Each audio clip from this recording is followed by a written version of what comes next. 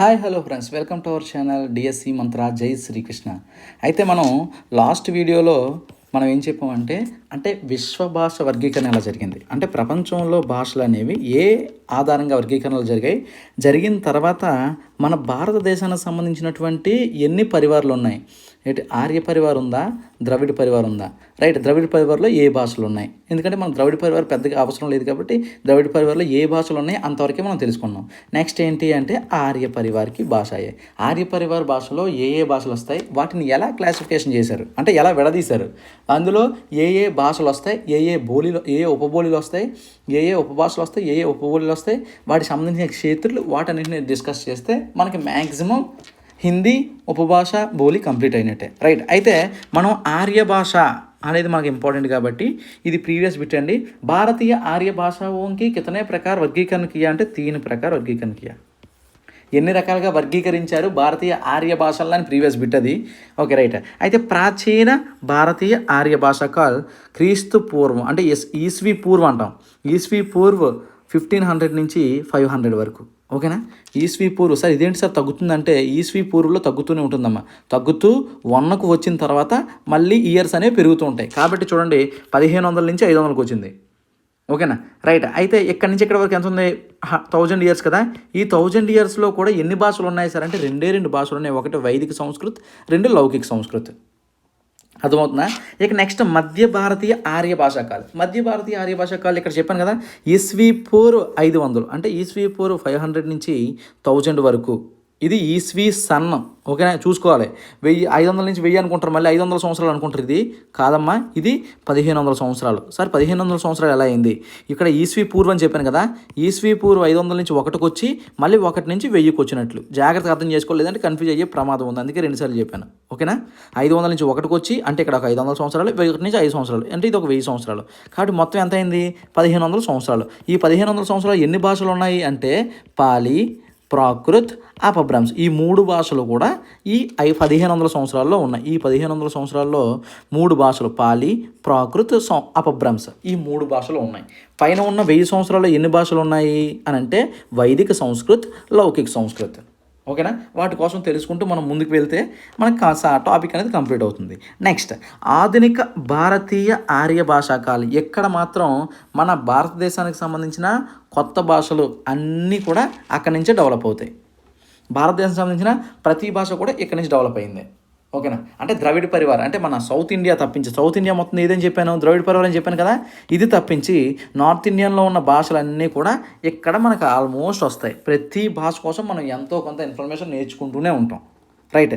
అయితే మనం సార్ ప్రాచీన భారతీయ ఆర్య భాషకాలు చూస్తే ఇక్కడ చూడండి, సమయం చెప్పాను కదా, ఈస్వీ పూర్వ్ 1500 నుంచి ఈస్వీ పూర్వ్ 500 అంటే 1000 ఇయర్స్. మాటికి ఎందుకు చెప్తున్నా అంటే నేను ఎన్నిసార్లు చెప్పినా సరే మళ్ళీ ఈస్వీ పూర్వ్ అంటే ఏంటి, ఈస్వీ సన్ అంటే ఏంటి డౌట్ కొడుతుంటుంది.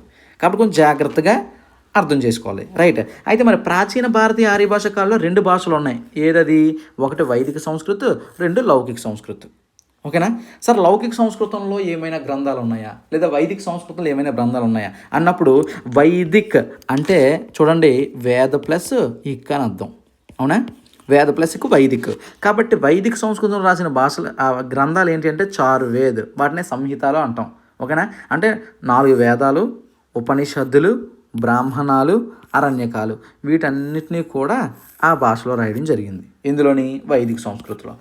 సరే మరి లౌకిక సంస్కృతి అంటే ఏంటి అంటే లోక్ ప్లస్ ఇక్ అంటే ప్రజల మనుగడకి దగ్గరగా ఉండే భాష ఈ లౌకిక సంస్కృతి. కాబట్టి ప్రజలకు అర్థమయ్యే భాషలో రాసిన రామాయణ్, మహాభారత్ లాంటి గ్రంథాలు రాయడం జరిగింది, ఓకేనమ్మా రైట్. ఇక వైదిక సంస్కృతి కోసం చూస్తే వైదిక సంస్కృతం మనం ఇయర్ చూస్తే 1500 ఈస్వీ పూర్వ్ నుంచి 1800 ఈస్వీ పూర్వ్. టోటల్గా అయితే 1500 నుంచి 500 అని చెప్పాను, రైట్. ఓన్లీ వైదిక సంస్కృతి అయితే 1500 ఈస్వీ పూర్వ్ నుంచి 800 ఈస్వీ పూర్వ్, ఓకేనమ్మా. అయితే ఈ వైదిక సంస్కృతి కోసం మనం చూద్దాం. వైదిక సంస్కృతం అంటే ఏంటి సార్ అంటే ఇది ప్రాచీన భారతీయ భాష. భారతదేశంలో మొట్టమొదటి భాష ఏంటి అంటే ఈ వైదిక సంస్కృతం. ఎందుకంటే ప్రపంచంలోనే అతి పురాతన గ్రంథం ఏంటో తెలుసా మీకు, ఋగ్వేద్. మరి ఋగ్వేదంలో ఉండే భాష ఏంటో తెలుసా, ఈ వైదిక సంస్కృతం, ఓకేనా. కాబట్టి భారతదేశంలోనే అతి ప్రాచీన భాష ఏదంటే ఈ వైదిక సంస్కృత్. ప్రాచీన భారతీయ భాష. భారతవర్షకి ఆది భాష అని కూడా అంటాం. ఎందుకు ఆది అంటే ఏంటి? స్టార్టింగ్. మరి స్టార్టింగ్ ఏది ఉంది? ఈ వైదిక సంస్కృతి కాబట్టి ఆది భాష అంటాం. రైట్. ఆర్య భాష ఇంకా ప్రాచీనతం నమూనా వైదిక సాహిత్యమే మిగతా హై. అంతే కదా, వైదిక సంస్కృతితో రాసిందే వైదిక సాహిత్యం అంటాం. కాబట్టి ఏమున్నాయంటే వైదిక సంహితాలు, అరణ్యకాలు, బ్రాహ్మణ గ్రంథాలు, ఉపనిషత్తులు ఇవన్నీ ఇందులో రాయబడ్డాయి అంటే వైదిక సంస్కృతంలో రాశారు. ఓకేనా. రైట్. భోలానాథ్ తివారీ గారు ఏమంటారు? భోలానాథ్ తివారీ के अनुसार తత్కాలీన్ బోల్చాల్ की భాష వైదిక సంస్కృతం అని చెప్పాడు. అంటే అప్పటి ప్రజలు మాట్లాడే భాష కూడా మ్యాక్సిమం వైదిక సంస్కృతమే. వైదిక సంస్కృతం నికట్రహి అంటే వైదిక సంస్కృతానికి దగ్గరగా ఉండదని చెప్పి భోలానాథ్ తివారీ గారు అంచనా వేసి చెప్పింది. ఓకేనా. ఏం చెప్పారు భోలానాథ్ తివారీ గారు? అంటే అప్పటి బోల్చాల్కి భాష అంటే ప్రజల యొక్క వాడుక భాషకు కూడా ఈ వైదిక సంస్కృతమే ఉండేది అని చెప్పి అంచనా వేసి చెప్పింది ఎవరంటే భోలానాథ్ తివారీ గారు. రైట్. సార్ మరి వైదిక సంస్కృతి కోసం ఇంకేమైనా పేర్లు ఉన్నాయి అంటే వైదిక సంస్కృతానికి చాలా పేర్లు ఉన్నాయి. అందులో కొన్ని చూడండి ఇంపార్టెంట్. వైదికి, ఛందస్, ఛాందస్ ఇవన్నీ కూడా వైదిక సంస్కృతం యొక్క వివిధ పేర్లు. అయితే వైదిక సంస్కృతి యొక్క ప్రాచీనతం నమూనా అంటే ఫస్ట్ ప్రింటింగ్ అంటాం కదా, అంటే రాసినవి కదా, అది ఎక్కడ కనిపించింది? ప్రాచీనతం నమూనా ఎక్కడంటే ఋగ్వేద్. అవునా. ఋగ్వేద్ అంటే ఏమని చెప్పాను? ప్రపంచంలోనే అతి పురాతన గ్రంథం ఏదంటే ఋగ్వేదం అని చెప్తాం ప్రపంచంలోనే. అలాంటిది భారతదేశంలో కూడా ఈ వైదిక సంస్కృతం యొక్క ప్రాచీనత నమూనా ఎక్కడ దొరికిందమ్మా? ఋగ్వేదంలో దొరకడం జరిగింది. సార్ భాష అంటున్నారు కదా, మరి భాషకి కొన్ని వ్యాకరణిక విశేషతలు ఉంటాయా ఉండవా? ఖచ్చితంగా ఉంటాయి. అవి ఏంటో ఒకసారి చూద్దాం. అయితే స్వర్ దో ప్రకారంగా ఉండేదండి. ఒకటి మూల స్వర్, రెండు సంయుక్త స్వర్. ఒకటి మూల స్వర్, రెండు సంయుక్త స్వర్. సార్ మూల స్వర్ కింద ఏమొస్తాయి? మన హిందీలో మనం మామూలుగా అంటే ఇప్పుడు మాట్లాడుతున్న హిందీ ప్రకారం మూల స్వర్ అంటే ఏమంటాం? ఆ, ఈ, ఊ, రీగా మూల స్వరం అని చెప్తాం. అవునా.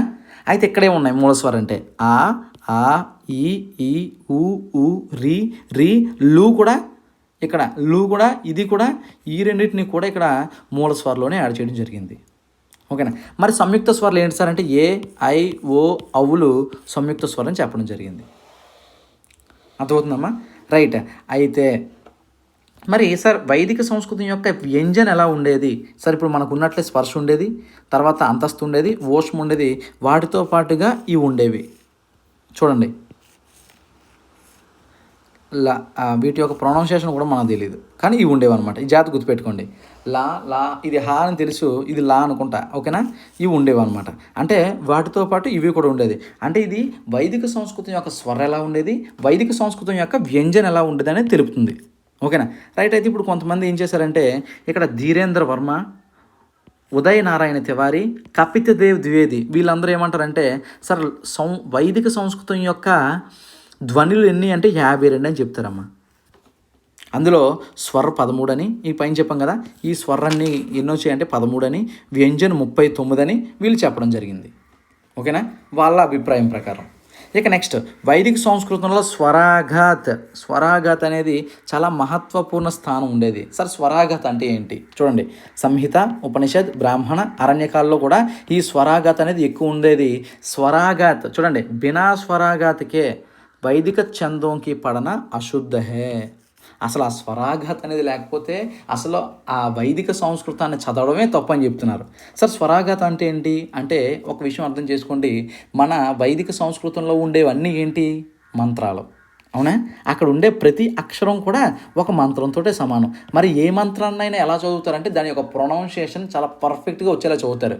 దాన్నే మనం స్వరాఘాత్ అంటాం. ఆ స్ట్రెస్ ఇచ్చి చదవాలని. ఇప్పుడు మనకి పలకడం రాకపోతే ఏదో నార్మల్గా మనం ప్రొనౌన్సియేషన్ చేస్తుంటాం, అలా కాదు. అసలు ఆ వైదిక సంస్కృతం చదవాలి అంటే ఖచ్చితంగా స్వరాఘాతను ఉపయోగించి ఏ అక్షరాన్ని ఎలా పలకాలో అలా నొక్కి పలకడమే స్వరాఘాత అని అంటారు. ఓకేనా. ఇక్కడ మనం బాగా అర్థం చేసుకుని చాలా సింపుల్ విషయం ఏంటి అంటే వైదిక అంటే వేదాల్లో ఉండే ప్రతిదీ కూడా ఒక మంత్రమే. అవునా కదా. కాబట్టి ఈ మంత్రాలనే మనం అప్పుడు భాష కింద చెప్పుకునే వాళ్ళం అప్పుడు. ఓకేనా. అంటే ఎప్పుడు వైదిక సంస్కృతం నడిచిన టైంలో. కాబట్టి అక్కడ స్వరాఘాత్ అంటే అర్థం ఏంటి? స్ట్రెస్ ఇచ్చి చదవడం. అవన్నీ ఇందులో ఉండేవన్నమాట. ఆ స్ట్రెస్ లేకుండా చదివితే అసలు దాన్ని అశుద్ధ్, చాలా తప్పు అని చెప్తున్నారు. ఓకేనా. రైట్. ఇక నెక్స్ట్ సరే ఎన్ని లింగ్ ఉండేవి? ఎన్ని అంటే పుల్లింగ్, స్త్రీలింగ్, నపుంసక లింగు కూడా ఉండేది. మన హిందీలో ఎన్ని లింగు? 2 లింగు, ఒకటి స్త్రీలింగ్ లేదా పుల్లింగ్. ఇక్కడ ఏంటి అంటే నపుంసక లింగు కూడా యాడ్ అయింది. రైట్. మరి వచనం ఎన్ని ఉండేవి సార్ అంటే వచనం 3 ఉండేవమ్మా, కారక్ 6 కారక్ 8 ఉండేవి. ఇప్పుడు ఎలా ఉందో అలాగే, దీంట్లో ప్రాబ్లం లేదు, కానీ వచనం మాత్రం 3 ఉండేవి. సరే క్రియలు ఎన్ని ఉండేవి? మొత్తం కలిపి 11 క్రియలు ఉండేవమ్మా. సరే ఇంత డెప్త్ అవసరమా అని ఒక క్వశ్చన్ వస్తూ ఉంటుంది వీడియో చూసినంతసేపు. అవసరం కాదా లేదా అని చెప్పి 2022లో ఒక టెట్ పేపర్లో ఒక బిట్ ఇచ్చాడు, చూసిన వెంటనే ఫ్యూజులు ఎగిరిపోయి. ఆ బిట్ ఏంటో నేను నెక్స్ట్ చెప్తాను చూడండి, ఫస్ట్ ఇది ఆలోచించండి. రైట్. బోలానాథ్ తివారీకి అనుసార్ సమాస్ ఎన్ని చెప్పారు తెలుసా? 4 చెప్పారు. సార్ బోలానాథ్ తివారీ ఎన్ని చెప్పారంటే సమాసం 4 చెప్పారు. లేని సమాసం ఏంటి అంటే 1 అవ్యయీభావ్, 2 ద్విగు. మనం జనరల్గా ఈ భాషను ఏమని చెప్పాము? ఆది భాష అని చెప్పాం, అవునా? కాబట్టి ఈ 2 ఉండమని గుర్తుపెట్టేసుకుంటే సరిపోద్ది. అవ్యయీభావం ఉండదు, ద్విగు ఉండదు, సింపుల్గా. ఓకేనా? మిగిలిన 4 ఉంటాయి అని అర్థమవుతుందమ్మా. ఆది భాష అని చెప్పాం కదా దీన్ని, కాబట్టి అవ్యయీభావ్, ద్విగు ఉండదని గుర్తుపెట్టుకోండి. ఈ మిగిలిన 4 ఉంటాయని గుర్తుపెట్టేసుకుంటే సరిపోద్ది. రైట్. ఇక వైదిక భాష महाप्राण व्यंजनों के स्थान हा परिवर्तित हो जाता है. యుద్ధ అని వస్తే యహ అంటే వైదిక సంస్కృతిలో మహాప్రాణ వ్యంజనం ఎక్కడొచ్చినా సరే, అంటే ఇప్పుడు మహాప్రాణ వ్యంజనం ఎక్కడొచ్చినా సరే వైదిక సంస్కృతిలో ఏమని ఉండేది? హా అని ఉండేది. మనం చూసినట్లయితే చాలా మంత్రాల్లో ఈ హాలే ఎక్కువ కనిపిస్తూ ఉంటాయి. ఓకేనా? రైట్. నెక్స్ట్ వైదిక భాష యొక్క ఆర్యేతర. ఇక్కడ మనం చెప్పాం కదా, ఈ ఆర్యం అనేది ఆర్య భాష అనేది ఒక పరివారం. అలా చాలా పరివారాలు ఉన్నాయి కదమ్మా. అందులో ద్రవిడ పరివారం నుంచి కొన్ని పదాలు వచ్చి చేరడం జరిగింది, ఆస్ట్రిక్ పరివారం నుంచి కొన్ని పదాలు వచ్చి చేరడం జరిగింది. ఇందులో మనకు బాగా తెలిసిన పదాలే రాశాను, ఒకసారి మీకు చూస్తే మీకు ఫుల్ క్లారిటీ వస్తుంది. చూడండి, ద్రవిడ పరివార విషయం వచ్చినప్పుడు అను, ఆరాపి, కపి, కాల్ అనే పదం యూజ్ చేస్తాం కదా, అక్కడి నుంచి వచ్చింది హిందీలోకి, ద్రవిడ పరివారం నుంచి వచ్చింది. గన్నం సమూహం, ఇది కూడా ద్రవిడ పరివారం. పుష్పు అంటే ఫ్లవర్, అది కూడా అక్కడి నుంచి వచ్చింది. మయూర్, మర్కట్, ఇవన్నీ మనకు తెలిసిన పదాలే. అవి ఎక్కడి నుంచి వచ్చాయట? ద్రవిడ పరివారం నుంచి వచ్చాయట. ఇక ఆస్ట్రిక్ పరివారం నుంచి వచ్చినవి ఏంటి చూస్తే కంబల, బాన్, కోసల. రాముడు రాజ్యం పేరు కోసలే కదమ్మా, అదే. అంగరాజ్యం, మహాభారత టైంలో అంగ అంటే చాలా ఫేమస్ రాజ్యం కదా. ఇవి మాకు ఆ షోడశ మహాజనపదాలు అని చెప్పి 16 ఉండేవి కదా, వాటిలో అంగ కూడా ఒకటే. అర్థమవుతుందా? కాబట్టి ఈ పదాలు అనేవి ఒకటి ద్రవిడ పరివారం నుంచి, ఒకటి ఆస్ట్రిక్ పరివారం నుంచి వచ్చింది అనుకుంటున్నాం. ఓకేనా? ఇప్పుడు అసలైన విషయం చూడండి ఒకసారి. వైదిక సంస్కృతం యొక్క క్షత్రియ రూపు చూడాలి ఒకసారి. ఎక్కడి నుంచే బిట్టు వచ్చింది. 2022లో బిట్టు ఏమడిగాడో చెప్తాను చూడండి. టెట్లో అడిగిన బిట్టు లౌకిక సంస్కృత. జాగ్రత్త గుర్తుపెట్టుకోండి, లౌకిక సంస్కృతి అనేది ఏ క్షేత్ర నుంచి వచ్చిందని అడిగాడు. లౌకిక సంస్కృతి అనేది ఏ క్షత్రియ రూపం నుంచి వచ్చిందని చెప్పి కిందనే పశ్చిమోత్తరి, మధ్యవర్తి, పూర్వి, ఉత్తరి అని చెప్పి 4 ఆప్షన్లు ఇచ్చాడు. నేను చెప్పిన క్వశ్చన్ మళ్ళీ ఒకసారి గుర్తుపెట్టుకోండి. వైదిక సంస్కృతం అనేది ఏ క్షత్రియ రూపం నుంచి వచ్చింది? లౌకిక సంస్కృతి పశ్చిమోత్తరయ, మధ్యవర్తియ, పూర్వీయ, ఉత్తరీయ అని 4 ఆప్షన్లు అడిగాడు. అది చూసిన వెంటనే యాక్చువల్లీ మనం ఎంతవరకు చదువుతామంటే కొంచెం చదువు వదిలేస్తాం, ఇది కాదు కదా, హిందీవి కదా మనకు కావాల్సినవి. కానీ బిట్ ఎక్కడి నుంచి ఇచ్చాడు? 2022. కాబట్టి నేను నొక్కి చెప్తున్నాను, కొంచెం జాగ్రత్తగా అర్థం చేసుకోండి. కష్టంగా అయితే ఉండదు, కాకపోతే మనం తెలుసుకోవడం మాత్రమే ఉంటుంది. రైట్. అయితే లౌకిక సంస్కృతం యొక్క క్షత్రియ రూపులు ఎన్ని ఉంటాయో తెలుసా? 3 ఉంటాయమ్మా. అవి ఉంటాయని చెప్పి నాకు అప్పటి వరకు తెలియదు. దాని తర్వాత మళ్ళీ దీనికోసం అని చెప్పి మళ్ళీ సెర్చ్ చేసినప్పుడు అప్పుడు తెలిసింది. అయితే బ్రాహ్మణ గ్రంథంకి భాషా విశ్లేషణ, బ్రాహ్మణ గ్రంథాలన్నీ ఇందులో ఉన్నాయని చెప్పాను, వైదిక సంస్కృతం అని చెప్పాను కదా. దీన్ని విశ్లేషించిన తర్వాత అప్పుడు ఒక విషయం అర్థమైంది. ఏంటి అని అంటే వైదిక సంస్కృతికి 3 క్షత్రియ రూపులు ఉన్నాయని అర్థమైంది. ఓకేనా? వైదిక సంస్కృతికి 3 క్షత్రియ రూపు ఉందని అర్థమైంది. అవి ఏంటో చూద్దాం. 1 పశ్చిమోత్తరి, 2 మధ్యవర్తి, 3 పూర్వి. పశ్చిమోత్తరి, మధ్యవర్తి, పూర్వి. ఒక్కసారి రండి భారతదేశం మ్యాప్ని చూస్తే మీరు, మనం ఇప్పుడంటే భారతదేశం విడిపోయేలా ఉంది, కానీ అంటే ఈ భాష నడిచే టైంలో పైన ఉండే అక్కడ అంటే రష్యా వరకు మొత్తం భారతదేశం, ఇటు ఉండే శ్రీలంకతో కలిపి మన చుట్టూ ఉండే కంట్రీస్ అన్నీ భారతదేశంతో అటాచ్ అయ్యే ఉండేవి దగ్గరగా. కాబట్టి మ్యాక్సిమం సంస్కృతం అనేది చాలా ఎక్కువగా నడిచింది. అది ఎక్కడి నుంచి అట చూడండి ఒకసారి. పశ్చిమోత్తరి అనేది ఆఫ్ఘనిస్తాన్ నుంచి స్టార్ట్ అయ్యి పంజాబ్ వరకు ఉంది. ఇక్కడ చూడండి ఒకసారి జాగ్రత్తగా, ఇది ఆఫ్ఘనిస్తాన్. ఈ ఆఫ్ఘనిస్తాన్ నుంచి ఎక్కడి వరకు అమ్మా? ఈ పంజాబ్ ఉందే, ఆఫ్ఘనిస్తాన్ నుంచి ఈ పంజాబ్ ఉంది కదమ్మా, ఆఫ్ఘనిస్తాన్ నుంచి పంజాబ్. ఈ ఆఫ్ఘనిస్తాన్ నుంచి పంజాబ్, ఈ భాష అంతా ఏ భాష? పశ్చిమోత్తరి. అది ఇంపార్టెంట్. ఓకేనా? ఇదంతా పశ్చిమోత్తరి వైదిక సంస్కృతం మాట్లాడేవారట ఇక్కడ. ఈ భాష అంతా కూడా ఎక్కడి నుంచి? ఇక్కడ పంజాబ్ నుంచి ఈ ఆఫ్ఘనిస్తాన్ వరకు ఇదంతా ఏంటి అంటే పశ్చిమోత్తరి భాష మాట్లాడేవారట. ఓకేనా? నెక్స్ట్ ఇక నెక్స్ట్ ఏం చెప్పారంటే మధ్యవర్తి. మధ్యవర్తి అంటే ఏంటి? పంజాబ్ నుంచి పశ్చిమి ఉత్తరప్రదేశ్ వరకు. చూడండి, పంజాబ్ నుంచి ఎక్కడ వరకు అమ్మా?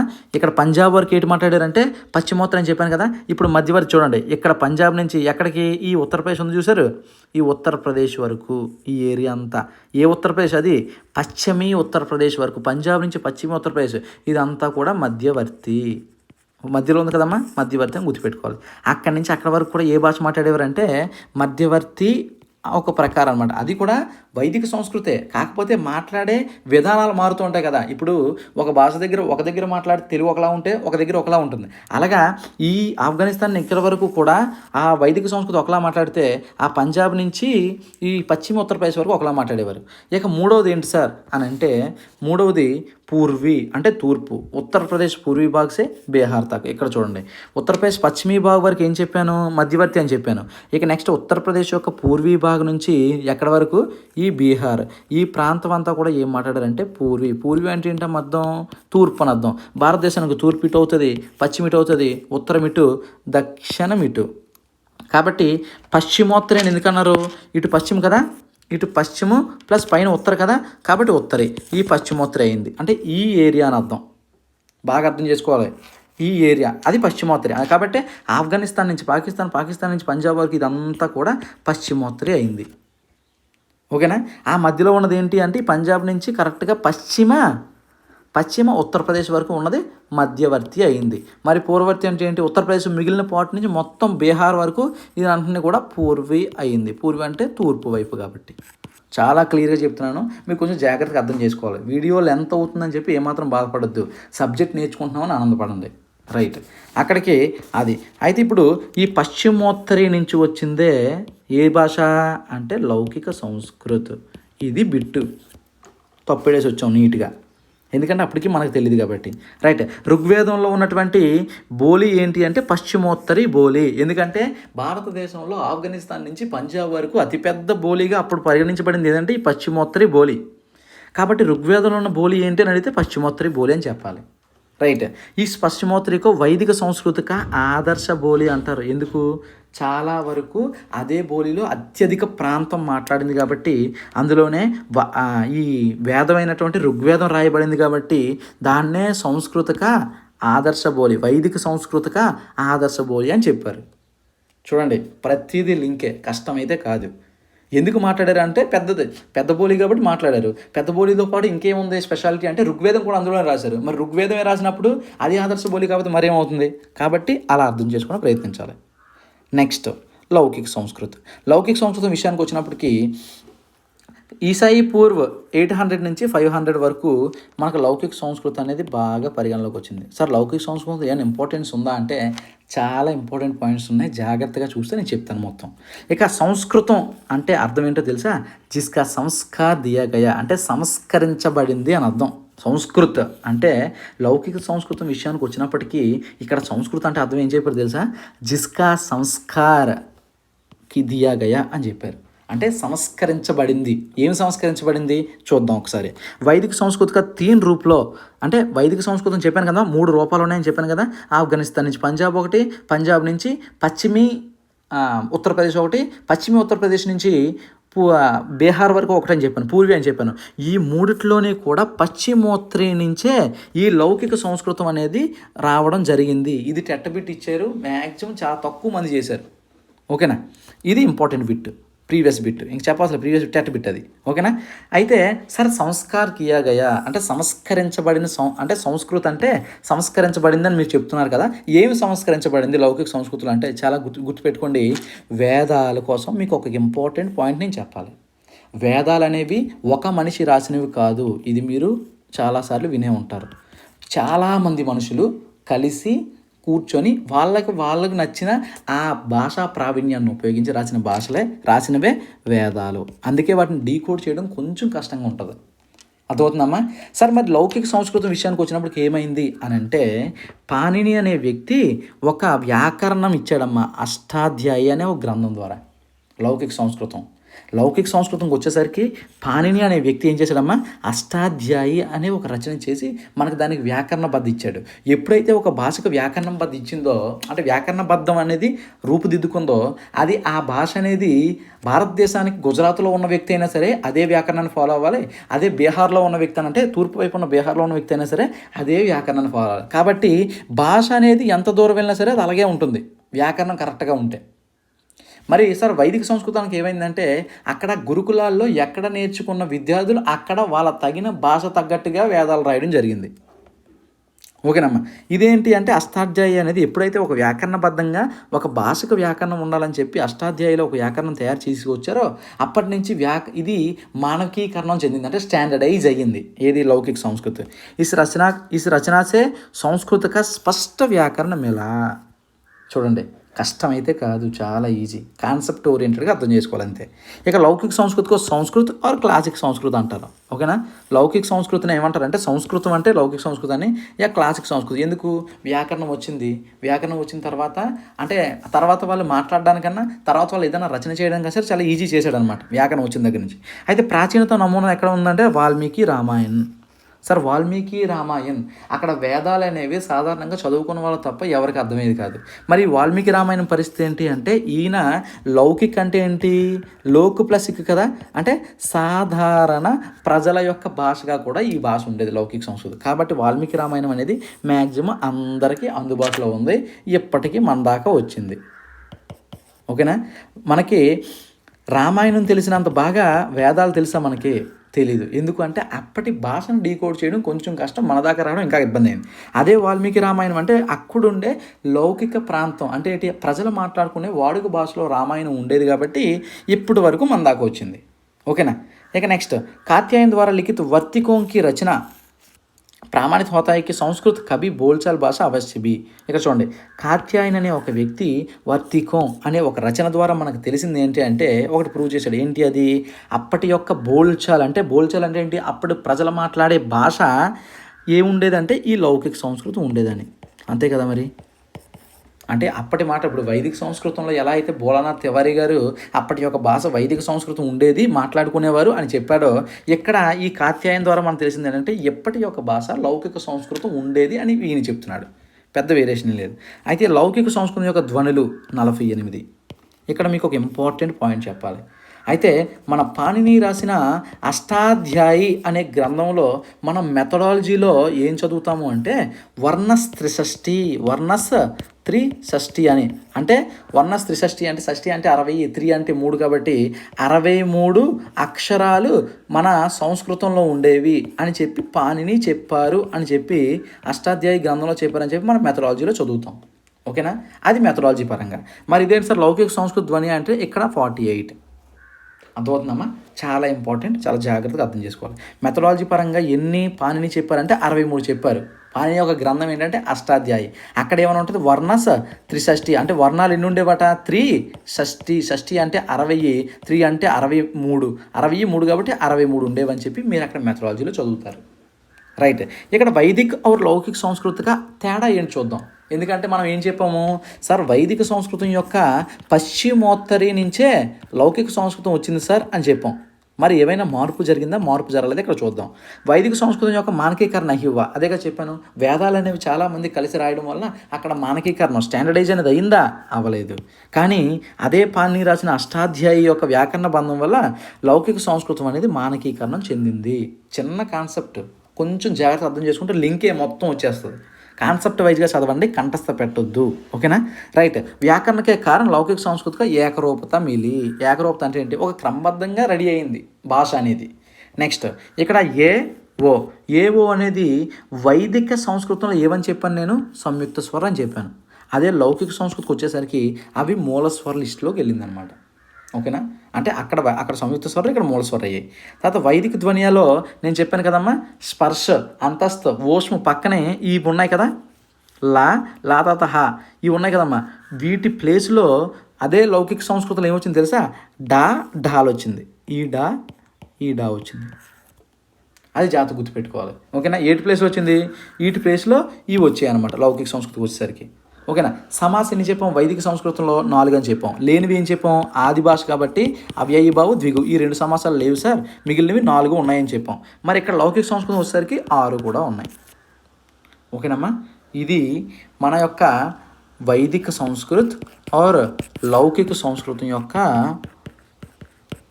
ఇన్ఫర్మేషన్. సరే, ఎందుకు ఇంత డీటెయిల్గా చెప్తున్నా అంటే నేను ఆల్రెడీ చెప్పాను, 2022లో టెట్ బిట్ టచ్ చేశాడు అంటే మనం కొంచెం జాగ్రత్త అలర్ట్ అవ్వాలి. వ్యాకరణిక అంటే వ్యాకరణ పరంగా ఉండే విశేషత కూడా తెలుసుకోవాలి. కాబట్టి అంతా చెప్పాను. ఓకేనా. మీరు జాగ్రత్తగా చదువుతూ ఉంటే టెట్ టైం రన్ అవుతుంది. ఖచ్చితంగా 10 to 12 hours స్టడీ ఉండాలి, మర్చిపోవద్దు. ఓకేనా. అందరికీ ధన్యవాదాలు. జై శ్రీకృష్ణ.